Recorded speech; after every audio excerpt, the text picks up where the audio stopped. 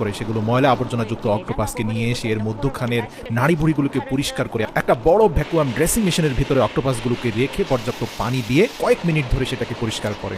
এরপরে সেখান থেকে বের করে দ্বিতীয় ধাপে পরিষ্কার করে, বিশেষ করে অক্টোপাসের 8টি হাতের যে সাকার অংশগুলো রয়েছে, যেগুলো ভিতর থেকে ভালোভাবে পরিষ্কার হওয়া প্রয়োজন, সেগুলোকে ব্রাশ দিয়ে ঘষে ঘষে পরিষ্কার করে গরম পানিতে সেগুলোকে সিদ্ধ করা হয়। প্রিয় দর্শক, এখানে 30 থেকে 35 মিনিট উত্তপ্ত গরম পানিতে সিদ্ধ করার সময় দেখা যায় যে এগুলোর গায়ের রং সাদা থেকে লাল বর্ণ ধারণ করেছে।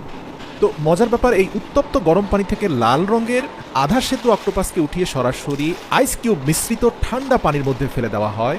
এতে পূর্বের ইলাস্টিক থকথকে কাঁচা অক্টোপাসটার বডি শেপটা বেশ খানিকটা রাবারের মতো হয়ে যায়। আর আপনি জেনে অবাক হবেন, বিশ্বের 1/3 অক্টোপাস কিন্তু জাপান থেকে সাপ্লাই হয়, এমনকি জাপান আর সাউথ কোরিয়াতে অক্টোপাসের চাহিদা পৃথিবীতে সবচেয়ে বেশি। আর অক্টোপাস প্রিবয়েল কোম্পানিগুলো অক্টোপাসের মধ্যখানের ইন্টেস্টাইনের কিছু অংশকে ফেলে দিয়ে অক্টোপাসের 8টি পাকে 8 ভাগে বিভক্ত করে সেগুলোকে আয়তকার বেশ কয়েক